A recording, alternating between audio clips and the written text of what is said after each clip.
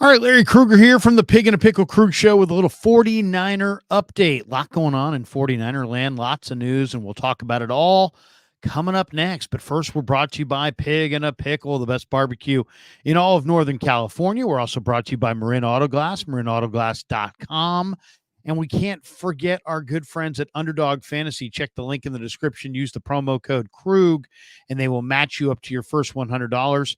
And our final sponsor, Sharp Corner Sports Cards and Collectibles. Call Anthony Catania at 831-521-5264. And Sharp Corner Sports Cards on the first Friday of every month, starting on May 3rd from 6 to 9 p.m. They'll have an event down there with free admission and food. Customers can bring all sports cards, old and new, for buying and selling and trading. And this trade night will happen every Friday night during the summer months. So May, June, July, August, and September down there in Pacific Grove. For more details, give Anthony Catania a call. All right, let's talk a little 49ers. Man, the 49ers, lots and lots of news coming out of Ninerland. Now, today is the beginning of the offseason workout program. It officially begins today. Phase 1 begins today. So the Niners will be gathering down in Santa Clara and practicing part of their multiple phase offseason program. So that begins today. That's the first news and note. The second news and note involves Rock Ya-Sin. The contract details are out. The 28-year-old corner is going to get $1.15 million. That's his cap hit. He gets a $25,000 workout bonus, and $985,000 of that is guaranteed. And it's going to take about $1 million for the 49ers to cut Rock Ya-Sin. So Sin's got a great opportunity to make the roster this year. I don't think the Niners want to waste $1 million. Now, they have wasted more on past guys like Nate Sudfeld, and they've cut them. But if Rock Ya-Sin plays well, and with $1 million being due him to be, if he's cut, I think there's a very good chance that Rock Ya-Sin winds up making the roster. Now, according to the Over the Cap website, the 49ers will spend $11.05 million to pay for their rookie class as it currently stands. And today, the 49ers are sitting at $6.49 million in available cap room, so cap space. So they'll have to create some space to sign their rookies if indeed they make that many selections. We'll have to see how that goes. 49ers also today will be hosting, or this week will be hosting, Mississippi State cornerback DeCamerion Richardson. Richardson's 6'2", 188 pounds. He ran a 4.34 in the 40. He's got height. He's got a great 40 time. What he doesn't have is great man-to-man cover skills. So I don't expect them to go for Richardson, but they're definitely doing their due diligence before the draft on a number of players, and he's one. Another player that will be making his visit to the 49ers this week is a local kid, Sione Vaki, who played safety and running back for the Utah Utes. And we expect to have Vaki on the show later on this week. His agent says the 49ers are showing lots of interest in Sione Vaki, and there's a very good chance that they've met with him over 5 times. And there's a very good chance that they will somehow come away with Vaki in the draft in starting on the 25th. Now, as far as the draft is concerned, John Lynch and Chris Forster attended the University of Washington Pro Day Saturday in Seattle. Now, who were they there to see is the question. And really, I would say it's one of 4 players. The Huskies have a number of players, including Michael Penix, who is going to be, who are going to be in the draft. But as far as who are the Niners looking at, it could be the linebacker, Edifwan Olafashio, who's one of the fastest linebackers in the entire draft. He's probably going to be a day 3 pick. It could be the edge rusher, Braylon Trice. Trice has got some phenomenal workout numbers, and if you watched his tape, and I did, I really like it. I mean, Braylon Trice is a really good edge rusher, so they could be looking at Braylon Trice. The odds are, though, they're looking at a couple of the offensive tackles. Roger Rosengarten, whose high school coach was Ed McCaffrey. He's expected to be a late first, maybe an early second-round pick right there in the Niners window. And then, of course, there's Troy Fatanu. And Troy Fautanu, of all the offensive linemen, I really believe he is all the offensive tackles that are going to go in round one. I think he's the guy that the 49ers want the most. Why? Because he's ready to play and he's versatile. And they don't know exactly where they're going to have a need. Is Feliciano going to be good? Is Brendel going to be good? Is McKivitz going to be good? Is there going to be an injury? Troy Fautanu can literally play all 5 spots on the offensive line. He also worked out incredibly well. His combine workout was spectacular. His film is equally spectacular.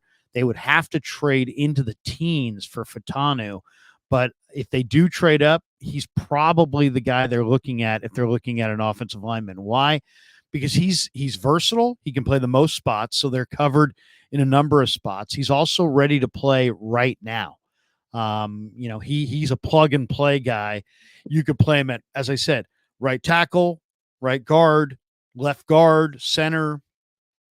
Of all the offensive tackles out there, Fautanu is probably the guy who the Niners would have the most interest in. And this is just no sources, just me guessing, and the fact that Lynch and Forrester would take the time to go up to Seattle and watch the workout makes me think that they have a lot of interest in maybe trading up for Troy Fautanu. So that's something I think to keep your eye on. Another note today, Mel Kiper and Field Yates did a 3-round mock draft 10 days before the beginning of the draft. And what did they do for the Niners? Well, they mocked them Jordan Morgan, the Arizona offensive tackle, who played left tackle for Arizona this year at 31. I really don't believe Morgan's going to come to the Niners. I just think he's a little too low end as far as arm length and that kind of thing. But Joe Staley had short arms, and they, shorter arms, I should say. And they obviously invested a number 1 pick in Staley, and he had a wonderful Niner career. So it's not an end all be all, but I just think Morgan, I just can't see him being their pick at 31. At 63, Mel and Field Yates mocked Andrew Phillips, an interesting corner from Kentucky, to the Niners. And this could be a fit. Phillips ran 4.48. He had a 42-inch vertical, which is fantastic. The Niners are scheduled to host Phillips for a visit on Wednesday in Santa Clara. So the Field Yates Mel Kiper mock may prove true there. And then at 94, they mocked Jared Wiley, a TCU tight end who's 6'6", about 250. He ran 4.62, and he had a 37-inch vertical. So those are the 3 guys that Yates and Kiper mocked to the Niners 10 days prior to the draft. It wouldn't be an update if we didn't have Brock Purdy news. Now, the big story of the weekend was that there was an internet report that said that the 49ers were shopping Brandon Aiyuk. Aiyuk's agent came out and denied that they've demanded a trade and kind of refuted that report. Doesn't mean that Aiyuk's not going to be traded. But it does mean that, the agent is saying, hey, we haven't demanded a trade. And the 49ers are saying all the right things about Aiyuk because they love him. But believe me, there is a number where the Niners will pivot and go in a different direction. I don't know what that number is, but if they got a budget in mind, and if Aiyuk's agent goes beyond their budget, and the right players on the board, and they can make the right deal on draft weekend, I really still believe they will. But at least at this point, Aiyuk's agent is denying that they in any way are demanding a trade, which makes sense. He's been practicing at the facility, and he wants to be a Niner. I think the Niners want him. It's just a matter of, can they get together on a number.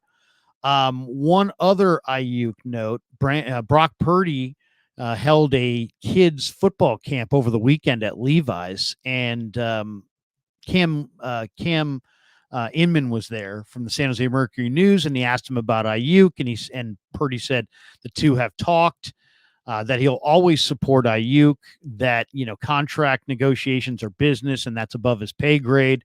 And then Purdy said he's thankful for what Aiyuk has done for him, almost as if to say, you know what, I don't know if he's coming back or not, but I'm thankful for what he's done for me. So that I thought was kind of interesting. A lot of people read that as Purdy was saying that Aiyuk's coming back. It didn't sound to me like that at all. To me, if anything, it sounded like he was moving on and that Purdy was thankful for the time he's had with Aiyuk, but time will tell on that one. Then the laughable report of the weekend is that one NFL exec told a website that Brock Purdy, quote, needs to play with more fire. So that may be simply the dumbest comment I think I've heard, really all year. I mean, Brock Purdy, this guy was like, Brock Purdy's got all-time arm talent. I don't know if that's true either, but the idea that Brock needs to play with more fire, this is obviously a guy who doesn't know anything about Brock Purdy. He plays with tremendous fire. He just, at the pressers, is very chill and low key and calm because that's who he is. But on the field, it's a different guy, and he plays with unbelievable fire. So I talk about a guy who's gotten it wrong. And then the final note I think is really interesting. According to Aaron Wilson of KPRC2 in Houston, Texas, the Niners have met with Ohio State defensive tackle Michael Hall. Hall is an amazing player, 6'3", 290. He's one of the youngest players in the draft. He's 20, doesn't turn 21 until June or July. He scored on an unofficial 924 RAS out of a possible 10.00 ranking, 128 out of 672 defensive tackles that were measured there or went through the RAS from 1987 to 2024. What does it all mean? Well, what it means is Michael Hall's a hell of a player. He ran 4.76 at the Ohio State Pro Day. That makes him the fastest defensive tackle in this year's class. To me, the 49ers, I think, are a viable team to take Michael Hall, even at 31. A lot of people feel like Hall's going to go in the middle of round 2 and maybe even late in round 2. But a lot of the teams at the end of round 1 are working him out. I really believe, if you ask me today to put everything I have on the 49ers picking somebody at 31, I'll put that money on Michael Hall. The Niners go defensive tackle a lot. I think this guy reminds me in a lot of ways of a little bit. I hate to put the moniker on him because there's a lot of weight with it, but he reminds me a little bit of Bryant Young.